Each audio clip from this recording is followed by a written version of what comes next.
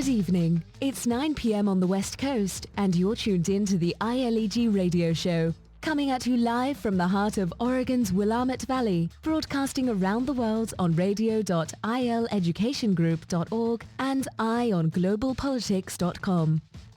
Here's your host for the next hour, Dr. Paul F.J. Aranyas.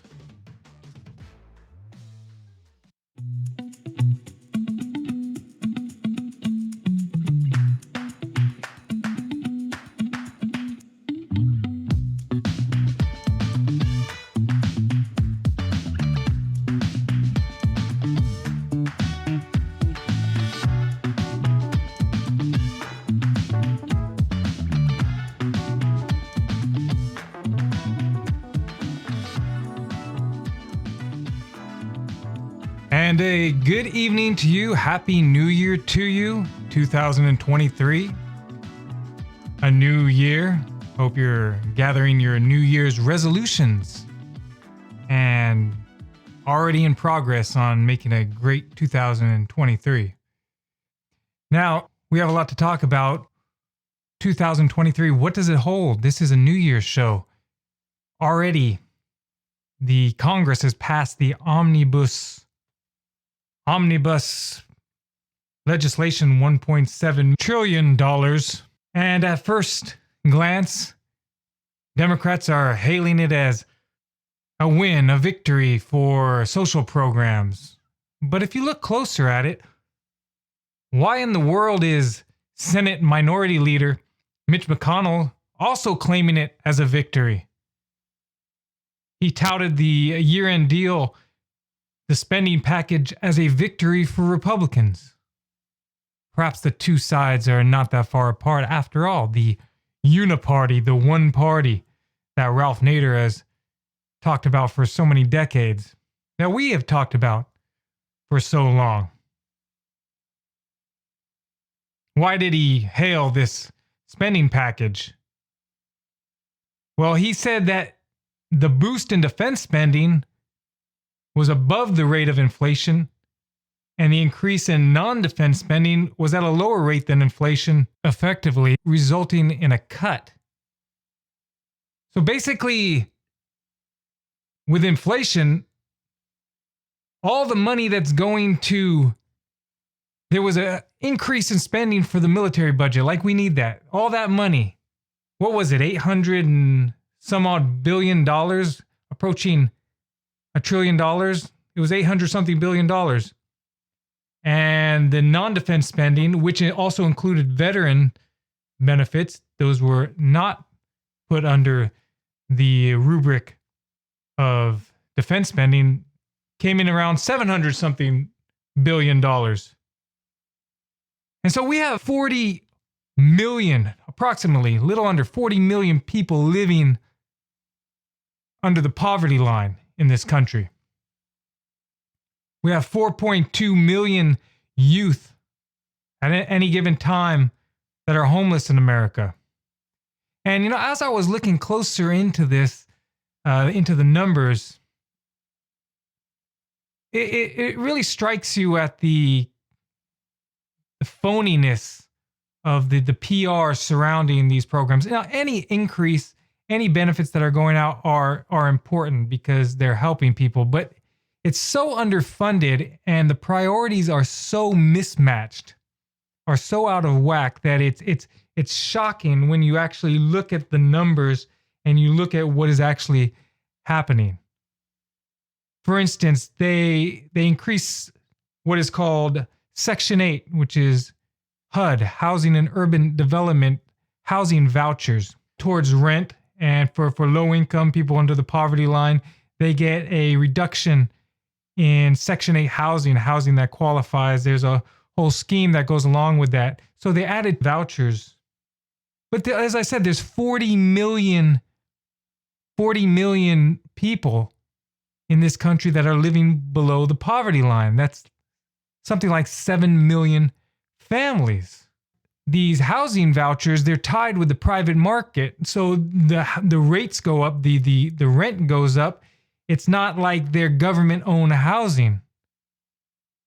So people actually wait in line for years on the waiting list to get this kind of housing. From the Oklahoman, Section 8 vouchers, affordable housing in short supply in OKC with thousands waiting for help. December 18th, 2022. From the Greater Washington News and Analysis, Housing and Urban Development did an audit of the District of Columbia Housing Authority, DCHA. The wait list, in some instances, extended to wait times from 28 years for a one-bedroom apartment to 39 years for a studio with 70,000 people in the queue. I'm not making this up. Go to Greater Washington, and the title of the article is Leadership Waitlist Vouchers, Unpacking Key Finding in HUD's DCH Audit. 39 years to wait for a studio. Do you think that you want to wait around for a studio for 39 years? 70,000 people in the queue just for the District of Columbia. Now, the HUD, one of the directors a few years back, I believe it was about 5 or 6 years back, said that it would take $20 billion to eradicate homelessness in the U.S. And there was a fact check on that, and they got in contact with him, and he said, well, it wasn't an exact figure. He was just kind of putting it out informally, so it would cost more than that. They said 30 billion. They talked about housing, other program, mental health, things like that. So, I mean, it's not exactly $20 billion, but in response to that, Mac on Twitter says the US military just spent more on these stupid augmented reality headsets from Microsoft than it would cost to completely eradicate homelessness. Now, according to the fact check, it wouldn't completely eradicate it in the US, but it would put a huge dent in it. These statistics are baffling when you look at the sheer magnitude of the out of whack priorities in this country, with an $800 billion military budget, approaching $1 trillion for the military, and spending $100 billion giving it to Ukraine to fight a proxy war for weapons and financial assistance and other financial assistance. $800 billion when you have 40 million Americans living under the poverty line. And the Washington Post says that the United States has the capacity to end childhood poverty, but it just doesn't want to.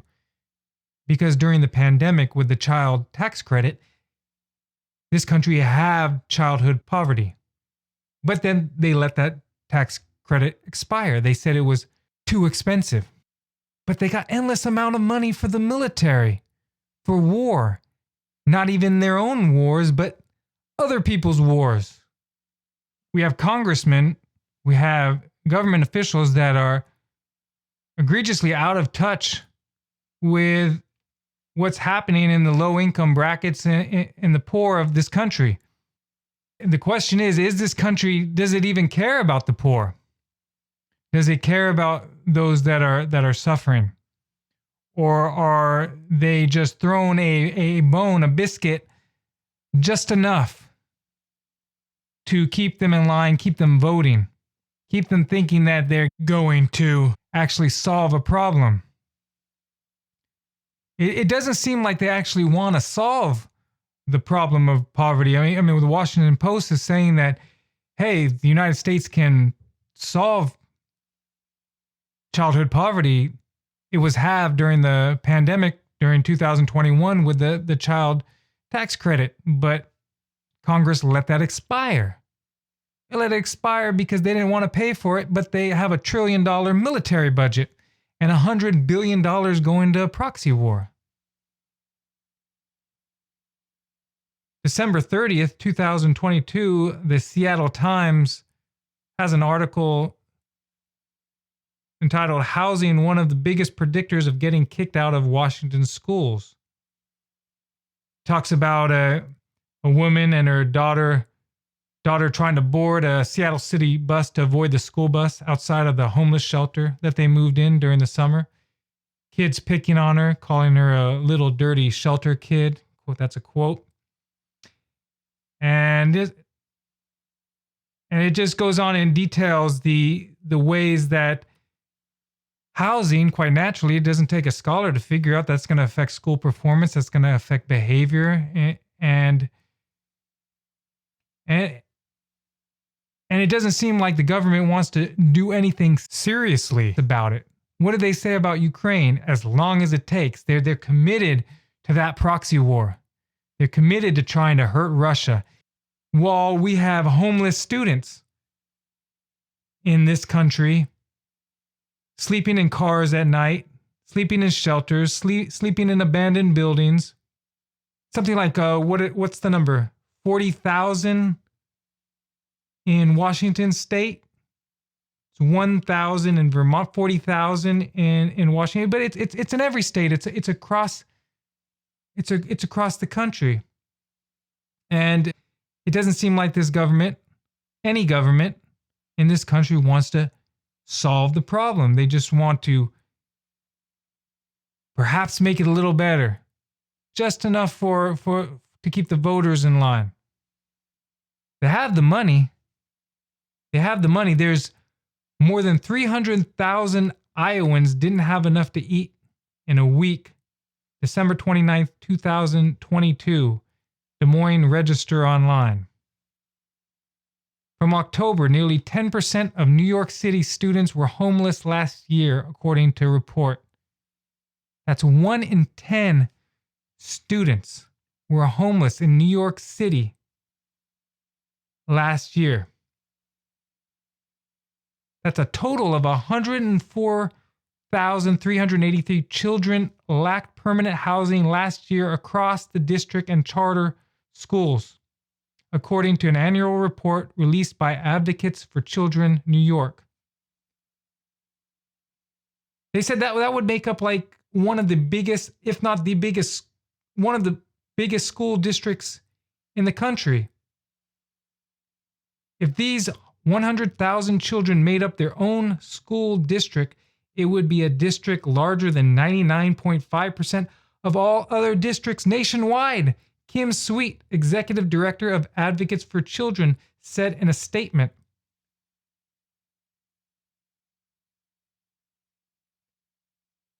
What's going on here? What do you think? What do you think?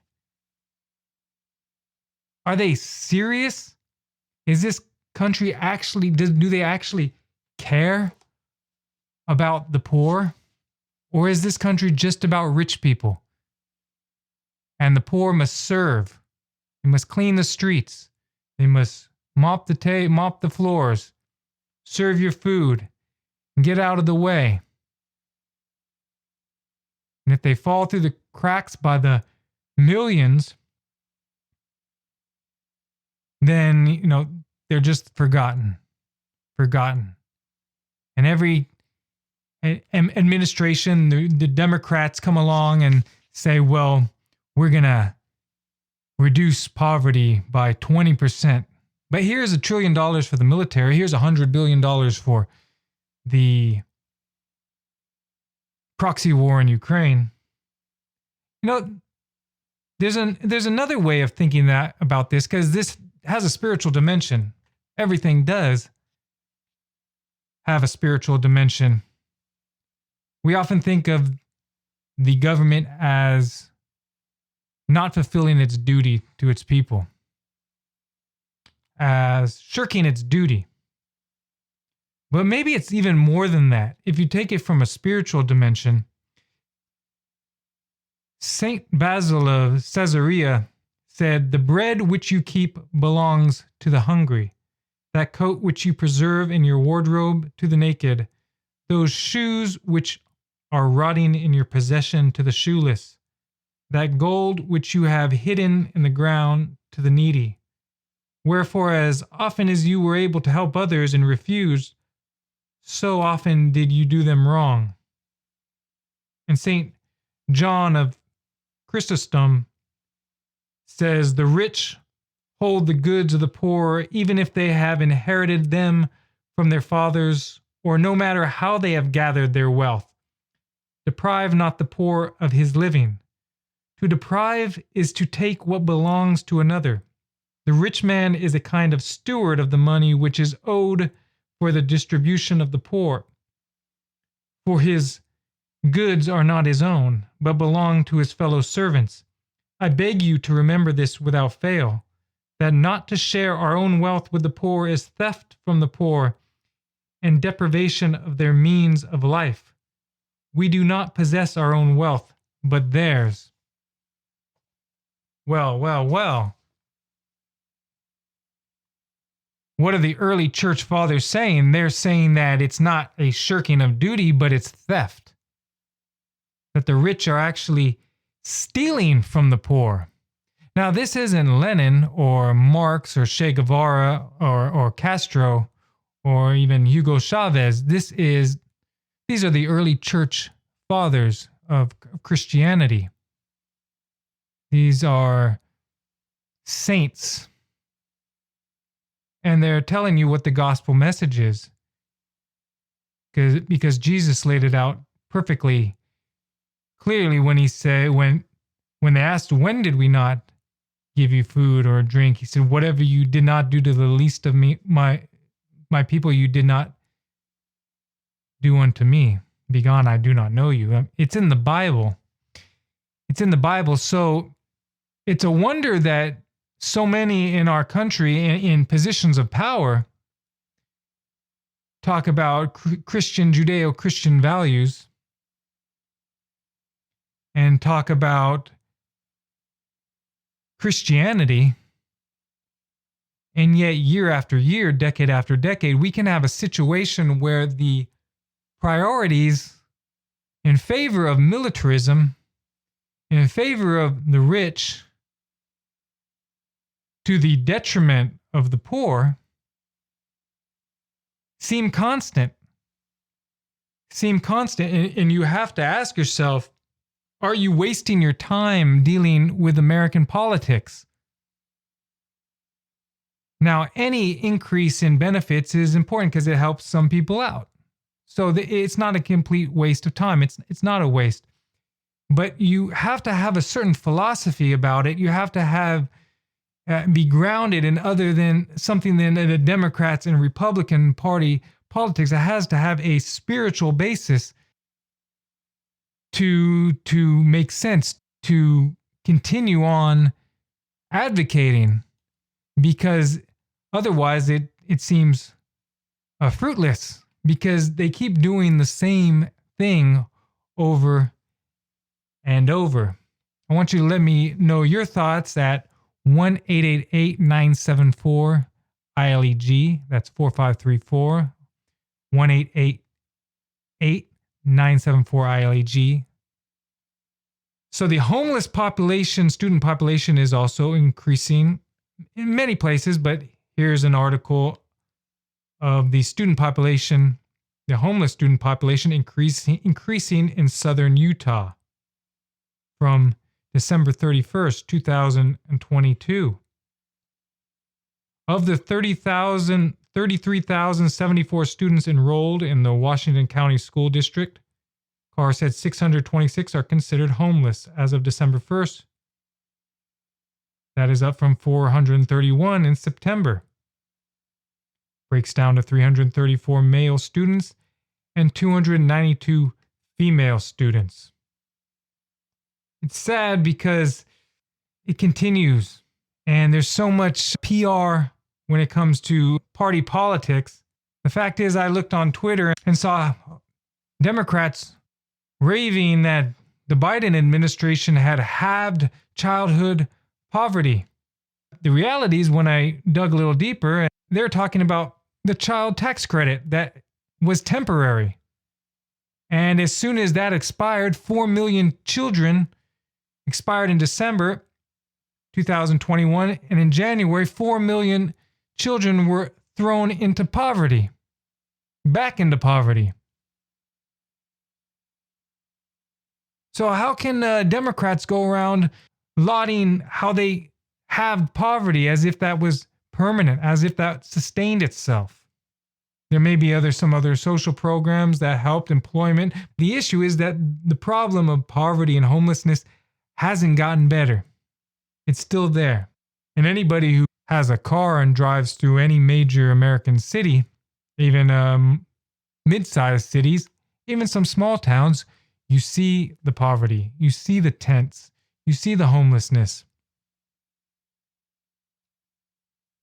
Now, when it comes to these housing vouchers, it's a strange system, if you ask me. The Center on Budget and Policy Priorities has an article from about a year and a half ago, has a study talking about families wait years for housing vouchers due to inadequate funding. And the study says due to limited program funding, families struggling to afford housing that manage to get off the waiting list for a housing choice voucher must typically wait for years before receiving a voucher. CBPP analysis of Department of Housing and Urban Development HUD data shows. Among the 50 largest housing agencies, only 2, says the study, only 2 have average wait times of under a year for families that have made it off the waiting list. The longest have average wait times of up to 8 years. Up to 8 years. On average, nationally, families that received vouchers had spent close to 2.5 years on wait lists, first exposing many to homelessness, overcrowding, eviction, and other hardship while they wait. Now, the thing is, they're on the wait list, but there's hundreds of thousands of people without housing. 4.2 million children at a given time are homeless in this country. When they take a snapshot, they took it a couple years ago, it was about 500,000 people homeless at that time. It was a snapshot, it was undercounted, but during the year, at any given time, there's like 4.2 million just youth that are homeless. And so this program with Section 8, they just added vouchers, but there's 7 million families that fall below the poverty line, 40 million Americans. And so it's a drop in the bucket. It's a drop in the bucket. Right now, here's the Bethany Youth Choir with I Believe.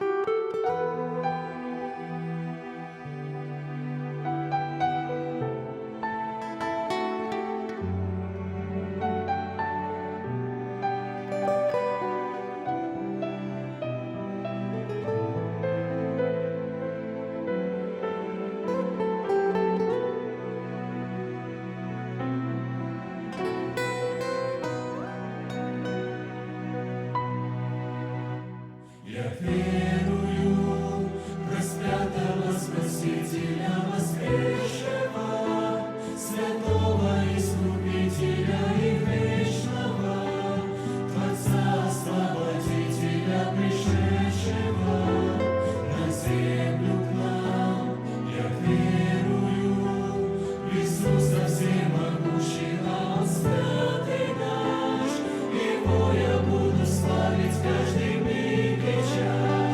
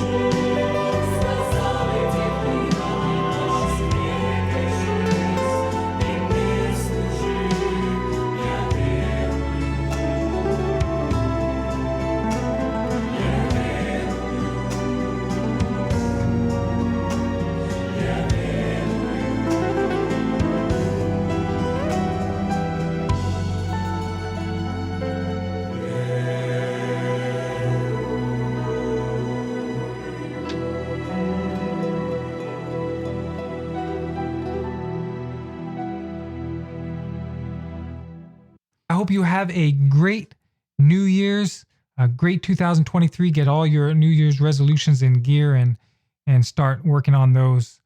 So until next time, as always, keep the faith. You're listening to the ILEG radio show with Dr. Paul F.J. Aranyas, broadcasting live on radio.ileducationgroup.org and ionglobalpolitics.com.